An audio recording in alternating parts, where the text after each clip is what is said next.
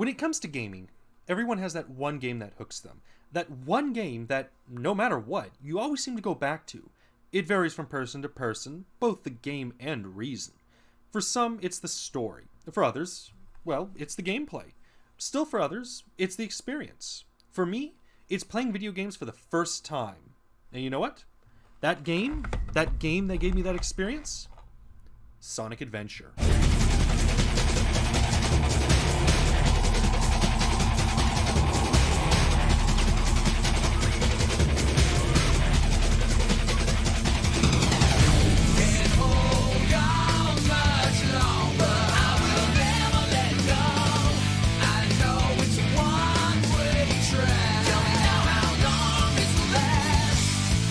Now that's an opening to a first game. The rock music, the roll call of characters, the sheer cinematic experience. All right there to overload my young mind. Upon release, Sonic Adventure was considered an excellent game. Fans and critics alike lauded the game. But as years passed, reception began to grow cold. Fans and critics soon began to look at Sonic Adventure with disdain, that the game has not aged well, or that Sonic has never looked good as a 3D character. And with the advent of YouTube, just about everyone can give their opinion. And you know what? I will too. What better way to start my YouTube review channel proper than with a review of Sonic Adventure, my first game. Welcome viewers, I'm Walter, and this is a Botluck Productions review. Before I begin, I should point out that I'm using the 2010 Xbox 360 re-release of the game. That being said, I have played the original 1999 Dreamcast release and the 2003 GameCube release. Let's begin this review with the story. If you don't want spoilers for a 20-something-year-old game, then I recommend you go to this timecode right here. Without further ado, let's begin. Our story begins with Knuckles the Echidna. See, Knuckles here has been guarding the Master Emerald his entire life. The thing is, he has no idea why. And unfortunately, he has no one to ask since, well, he's the last of his kind. Still, it's his job to safeguard the Emerald no matter what. We soon see Knuckles fail at his job as the Master Emerald is destroyed, with a weird water creature being the culprit. Before Knuckles can act, the creature scarpers off, leaving Knuckles confused. That is until Knuckles realizes a rather important piece of information. Without the Master Emerald, Angel Island can't float, resulting in the island falling to the earth. Knuckles soon makes it his duty to repair the Master Emerald and return the island to the sky. Meanwhile, at Station Square, Sonic is jumping around, taking in the sights. He soon hears a commotion and sees a large number of police heading towards something. Sonic, intrigued, decides to investigate. What follows is the police unable to fight the water monster from before. Sonic, a concerned citizen, decides to take his turn at fighting the monster. Sonic wins and watches as the beast runs off. At a distance, a ominous figure mocks Sonic, finally giving the creature a name. You know nothing, fool! It's Chaos, the god of destruction! The next day, Sonic is taking in some rays when he sees his friend Tails crash land a plane. Concerned, Sonic goes to see if his friend is alright. Later, Sonic asks Tails, an accomplished pilot, why he was doing so poorly. Tails reveals that he was testing a new power source, a Chaos Emerald. If properly used, it could allow Tails to harness unlimited energy. Why he decided to test this in a 9-stroke engine, I have no idea. But regardless, Tails is certain he can make it work and invites Sonic to his workshop to see his other inventions. The two are ambushed by Dr. Robotnik, aka Eggman. Side note, this marks the first time Robotnik was referred to as Eggman. This has to do with localization differences between Japan and the United States. Anyway, Eggman is soon defeated by the two, but not before snatching the Chaos Emerald. Eggman summons Chaos and feeds the Emerald to the Beast. He then reveals his plan. Simply put, Eggman wants to collect all 7 Chaos Emeralds. With them, Eggman can bring Chaos to its full potential to crush Station Square. From the ruins, Eggman plans to build Robotnik Land, the start of his empire. With a flashbang, Eggman and Chaos escape. Realizing the gravity of the situation, Sonic and Tails set out to find the remaining Emeralds, and to prevent Eggman's plan from coming to pass. Sonic and Tails are able to find 2 of the emeralds, but lose one after Eggman gasses them in front of a casino. Well, you know what they say. What happens in Vegas stays in Vegas. Anyway, Eggman was only able to take 1 emerald. Unfortunately, that means Eggman now has 2 emeralds. The odds are not in their favor. It's not long after finding another emerald that Sonic and Tails are ambushed by Knuckles, who is demanding the emeralds. After a scuffle and an appearance from Eggman, all is revealed. Eggman tricked Knuckles into believing Sonic and Tails were after the Master Emerald. Guess Knuckles learned nothing from Sonic 3 and Knuckles. Way to go, Knucklehead! My thoughts exactly, Sonic. Back to the plot, Eggman summons forth Chaos and feeds the beast the 2 emeralds. Sonic, Tails, and Knuckles defeat Chaos, forcing Eggman to retreat onto his new airship, the Egg Carrier.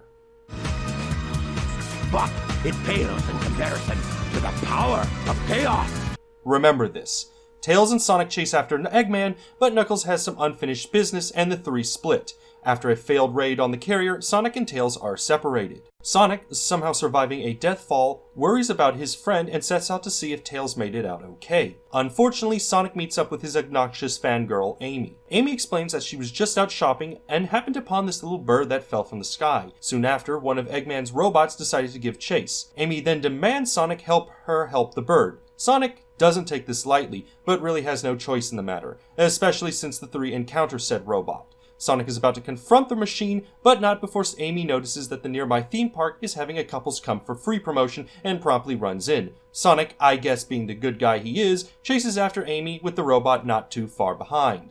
Unfortunately, Amy gets captured. Before Sonic can fight, Amy and the robot are teleported onto the Egg Carrier. Sonic chases after the carrier and is reunited Tails and his new aircraft, the Tornado 2. Sonic and Tails raid the Egg Carrier successfully, crash landing on the ship due to Tails neglecting to install landing gear on the Tornado 2. How? How did you forget the landing gear? That's kinda something you don't forget.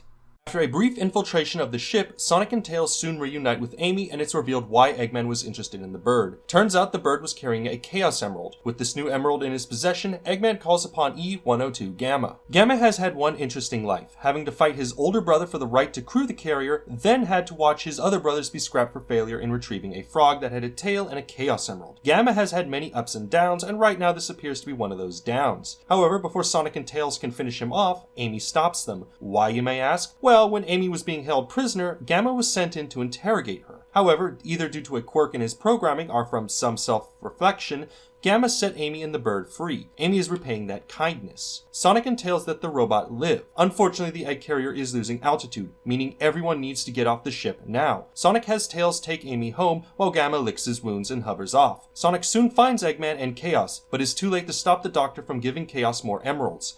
Chaos is only 1 emerald away from perfection. Good thing for Sonic, Knuckles is also on the carrier. Turns out the last bits of the Master Emerald were on the ship. There's also this big cat who happens to be friends with a frog with a tail. Long story short, the cat's name is Big, the frog's name is Froggy. Froggy absorbed part of Chaos. Moving on. Sonic and Knuckles defeat Chaos and Eggman makes a speedy retreat. Knuckles flies off and repairs the Master Emerald while Sonic somehow survives a death fall again. Back at Station Square, Eggman is angry that his plans have been foiled and promptly fires a missile at Station Square in a vain attempt to destroy the city. The missile is a dud, but still capable of detonating. Good thing for the city, Tails had just dropped off Amy and soon disarms the missile. Eggman, livid, fights the Fox Boy and loses. Amy, for some reason, sees none of this and promptly does her best to help the bird. The two explore both of Eggman's bases. Unfortunately, the two were followed by the robot, but Amy promptly gives the machine a smackdown in retaliation. Soon the bird is reunited with its family. But wait, there's more.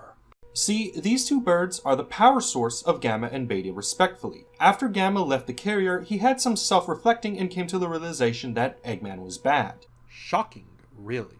He decides to save his family, or more accurately, save the animals powering his family. Guess it's kind of a save from slavery kind of thing. Anyway, Gamma soon goes down the list and realizes the only robots left are Beta and him. After one last fight with Beta, Gamma has one last memory, an answer as to why he let Amy go. It was because that bird was a part of his family, and with that, Gamma dies.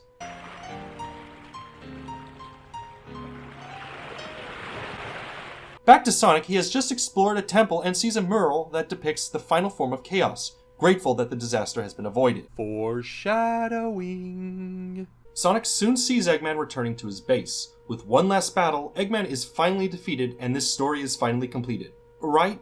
Nope, we still have one last segment to go through, so let's wrap this up before I lose my voice. Back on Angel Island, Knuckles is confused. The Master Emerald is fixed, but the island is still falling. are falling again, it's hard to tell. Knuckles soon suspects that this has something to do with the Chaos Emeralds and decides to ask Sonic, when suddenly he spots Eggman, before promptly getting himself attacked by Chaos. Yeah, Chaos is still alive. Sonic and Tails rush to the scene and now realize they need to find the last Chaos Emerald. That is until this light appears, showing Sonic a vision of the past. Turns out many years ago, there was a tribe of Echidna that really liked war. The problem was that they needed more power. Power they could harness from the emeralds. Tikal, the chief's daughter and a pacifist, tried to stop the tribe, but failed. Outraged, Chaos made itself known and decided to destroy everything in retaliation. Remembering a prayer that her grandmother told her, Tikal was able to seal Chaos and herself in the Master Emerald. If this seems like it came out of the blue, I can explain. See, throughout the main story, Tikal visits each of the characters in an attempt to warn them of Chaos, though I think in Tails' case this may have been caused from toad licking. Regardless, these vision quests don't seem to work.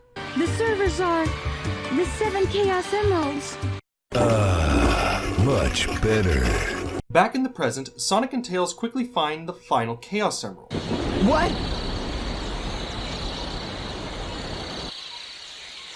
Goes about as well as you can expect. Chaos, through FMV, destroys Station Square. Eggman tries to defeat Chaos with a second egg carrier. Remember that thing I asked you all to remember?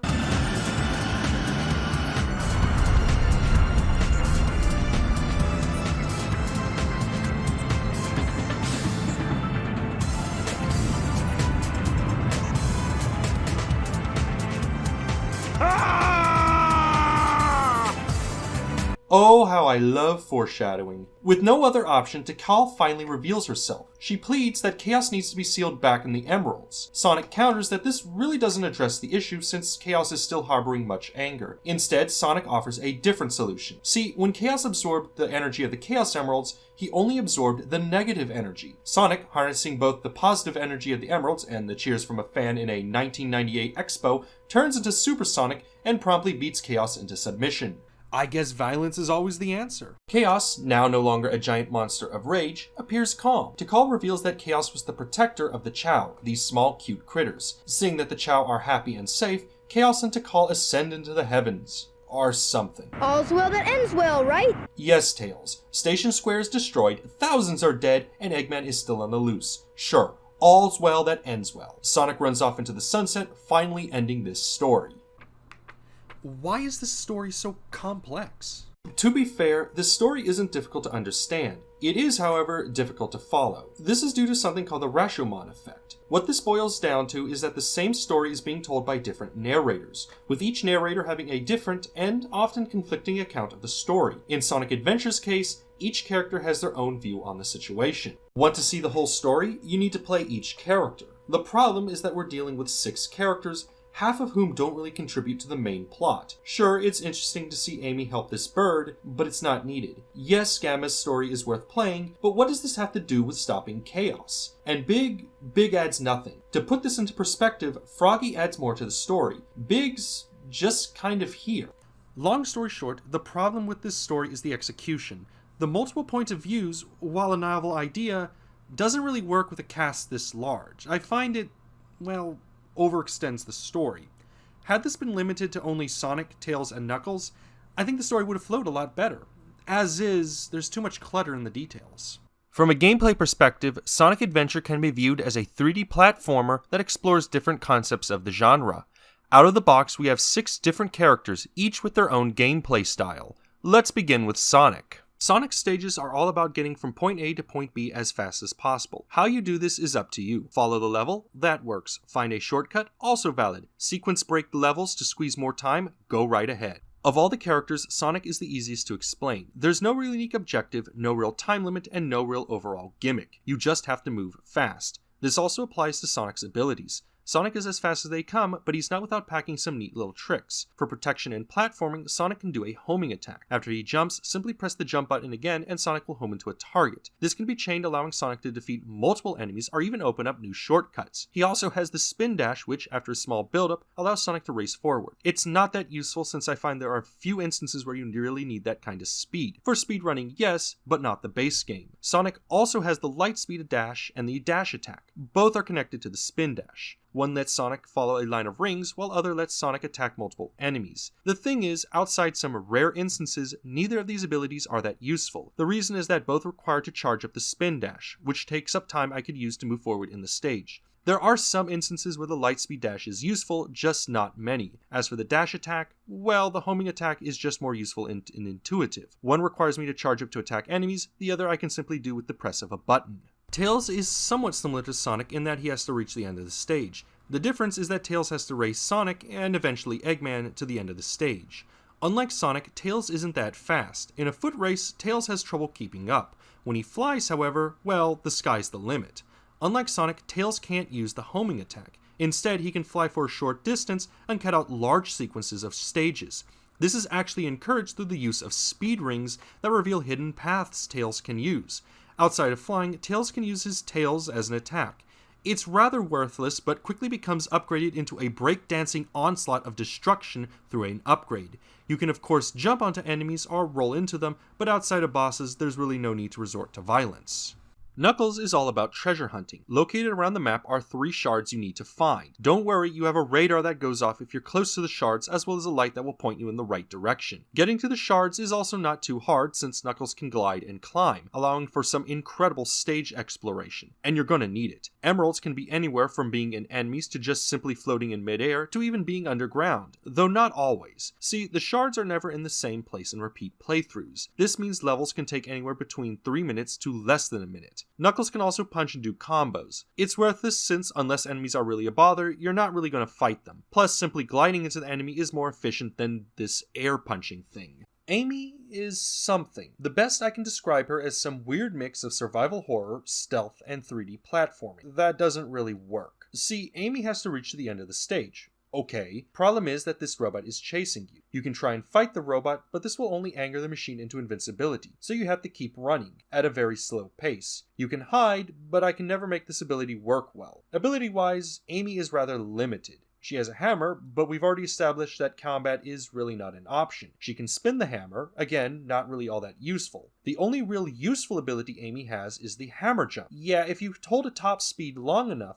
Amy can propel herself forward with her hammer. It can even be chained. That being said, there really isn't too many instances where this ability is all that useful, except maybe sequence breaking and speedrunning. Gamma is 3D shooting with a twist. At the end of most stages, there's a target Gamma must destroy. You have to be fast since Gamma has a time limit. Thankfully, you can get more time by destroying more enemies. This is tied into Gamma's attacks. All you need to do is to lock on an enemy and fire. The more enemies locked on, the more time you regain.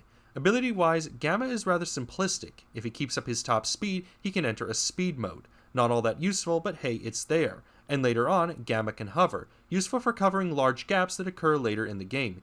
Big's fishing. No, I'm serious. In a game all about 3D platforming, you get fishing. Sure, you can attack enemies with your fishing rod, but what's the point? You're supposed to be fishing. And it's not like the enemy sneaks up behind you to attack. The fishing isn't even all that deep. All you do is throw the lure into the water and hope you attract Froggy. You can go after other fish to increase your score, but outside of extra missions, there's no reason to even bother. Big can increase how far he can throw his line, but I never felt like he needed that extra cast length. You can upgrade his lure to catch bigger fish, but again, unless you want to do the extra missions, this isn't needed. The only ability of note is that early on, Big gains a flotation belt that allows him to swim. Now you might be thinking that this means Big can go noodling Mississippi style to catch Froggy, and you would be wrong. Yeah, despite the obvious means to catch Froggy, you can only catch the frog using the traditional fishing lure. In my personal opinion, I had the most enjoyment with Tails and Gamma. I like the freedom that Tails' flight offers. The idea of skipping large sections of the map and being encouraged to do so really opens up these stages in ways that I don't even think the developers thought of. As for Gamma, I like that you have to attack enemies. You need time to finish the stage, and the only way to get more time is to defeat enemies.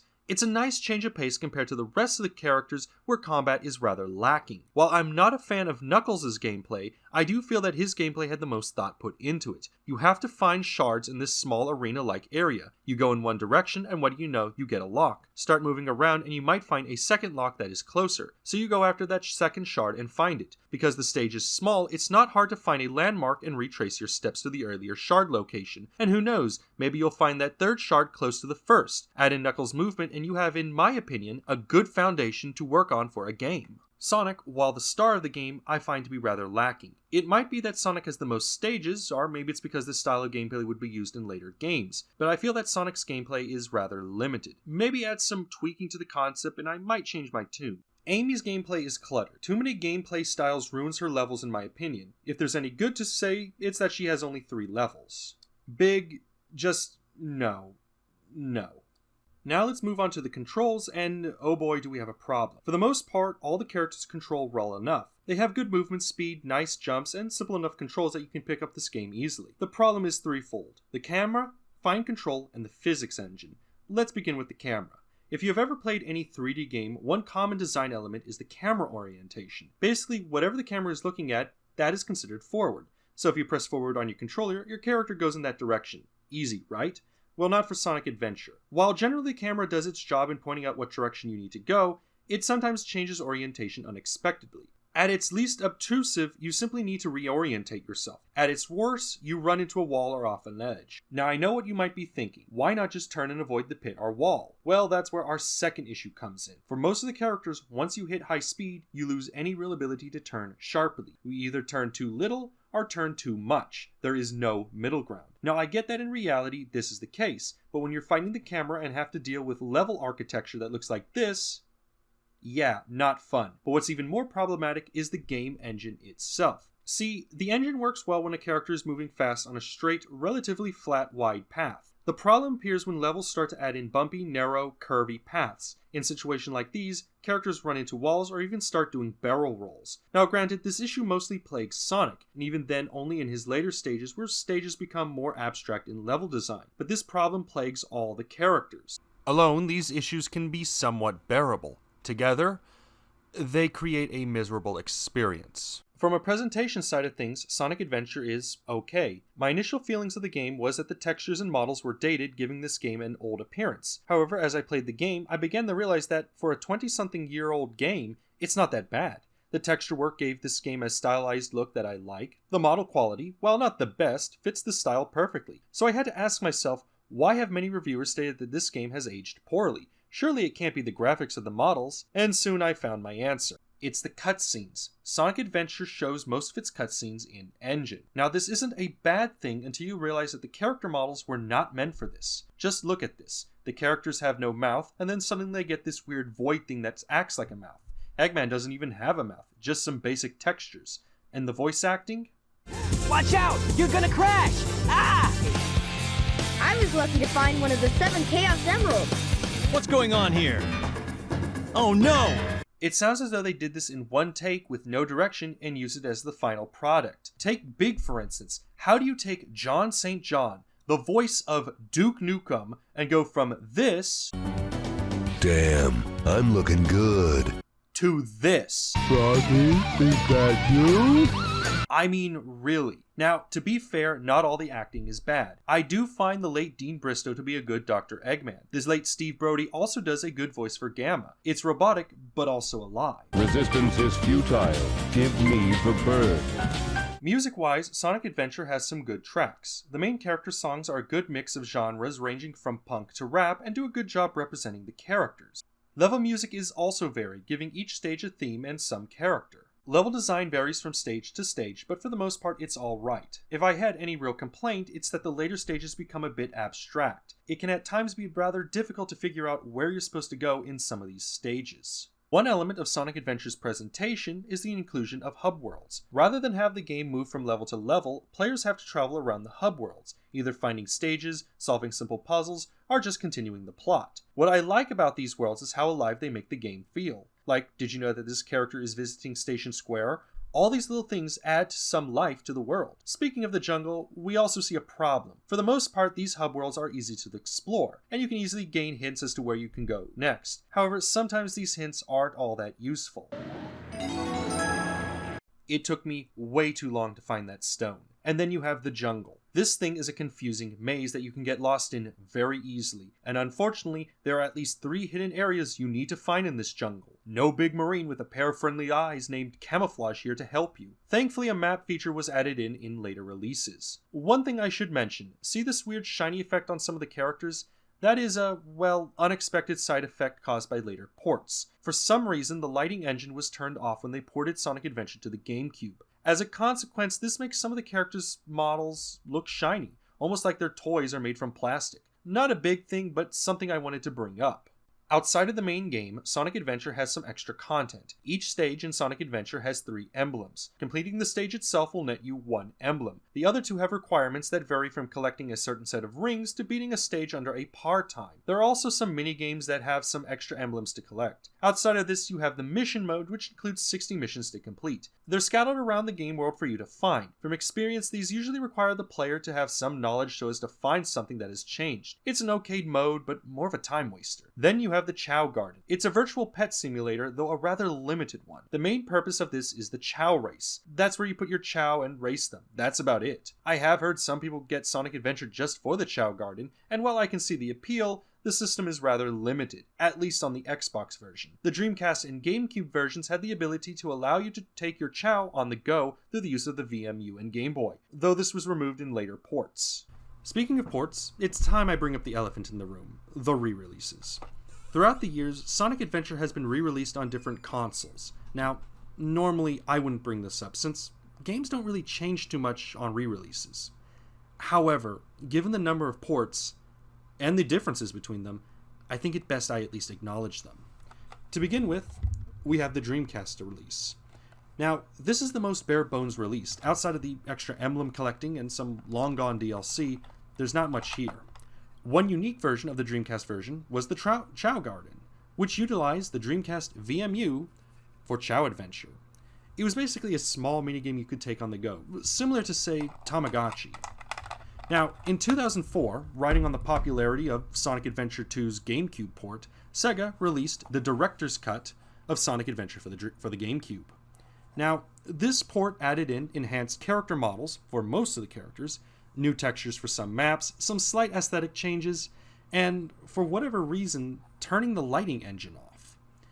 This port also features a mission mode and, if you happen to collect all the emblems, the ability to play as Metal Sonic, who is simply a reskin of Sonic. This version also included a collection of Game Gear games that you unlocked as you gained emblems. Finally, the Chow Garden was updated to feature mechanics added in the battle port of SA2, though this was limited to the black market and the stat screen for the Chow. You could also take your Chow on an adventure using a limp cable, GBA, and a copy of Sonic Advance 1R2. Now, in 2010, a port was released on the Xbox and PlayStation stores, and yes, that port can be played on the Xbox One and PlayStation 4. These ports are basically the GameCube port, aesthetically speaking. These ports do lack the Game Gear titles, for some reason. In addition, the Chow Garden no longer has any connectivity, so no Chow Adventure on the go. The biggest change was the mission mode in Metal Sonic. Rather than including the content with the purchase, these are relegated to DLC that have to be purchased separately.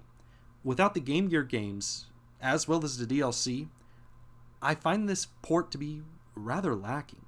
Finally, as if that wasn't enough, you have the Steam re-release, or the PC release.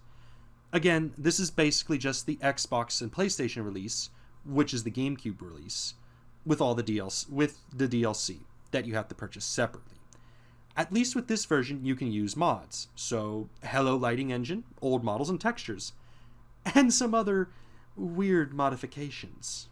So with all that said and done, what are my final thoughts on this 20-something-year-old game? I think it wasn't a good attempt at a 3D game. Bear in mind that the 90s were full of 2D games transitioning into 3D with varying results. Mario had a spectacular transition with Mario 64, while characters like Bubsy, well, let's just say there's a reason we don't talk about Bubsy. Sonic Adventure, I think, lands more on the Mario 64 part of the spectrum. It's not perfect and needs a lot of attention. That being said, there's a reason why for the next 8 years Sega would use Sonic's gameplay as a base. It's not perfect, but you can see the potential. I also really like Tails and Gamma's gameplay for how much freedom Tails provides and how intuitive Gamma is. Knuckles also has a good concept gameplay-wise. The only real stinker, outside of Big, is Amy, and even then it's only a small portion of the game. Graphically, the game does need an overhaul, but they're by no means outdated. Music is also top-notch. The story is, I will admit, not that good, but it does have its moments. I just think that maybe using the Rashomon effect may not have been a good idea. Where Sonic Adventure really falls flat is the camera.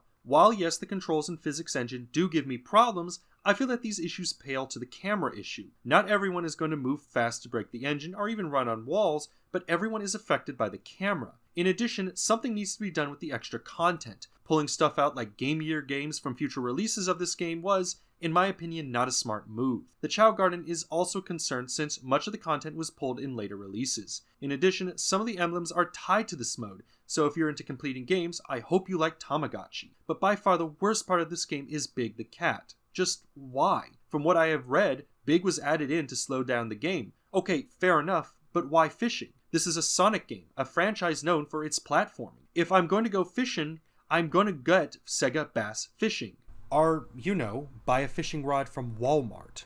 No matter how you look at it, Big adds nothing to the game. You could remove Big, and honestly, you would get a better game. But you know what? In all honesty, the only real problems with this game are the camera and Big the Cat. Am I unhappy that later ports removed some content? Yes, but that's a porting issue, not so much a gameplay issue. Am I unhappy with the Chow Garden being limited? Yes, but again, unless you really want to complete the game, the Chow Garden is optional. Are the graphics old? Yes, but remember this game came out in 1998, so I'm not expecting the best. The only thing I can't defend is Big and the camera. The camera causes too many issues during regular gameplay, while Big, I see no reason for him to even be here. But outside of these issues, Sonic Adventure is, in my opinion, a good game. One that I think gamers should experience.